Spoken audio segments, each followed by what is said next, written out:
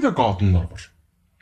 Təsəvvür edin ki, oğlanlar dediyim kimi çöllər səhlə düşürməsin olurlar, dağ dəlirlər, onu eləyirlər, bunu eləyirlər. Qadınlar da tutaq ki, ata validinlə dalaşır. Tutaq ki, birisi oğlu bunu sevir, yox, tutaq ki, birisi oğlu bunu evlənmək istəyir, evdə dava salır, ata ilə bibinin arasını vurur, ata ilə dalaşır, qapını çırpır, ora, bura, aləm qarışdırır bir-birinə, hamıyla, qohumlarla küslü olur, zorla zora toy olur, bəzən evi hədələ ki, özüm öldürərəm, şimdi bu aləmi qatır, sevdiyinə oğlana ərəvə gedir. Və toy axşamı gəlir.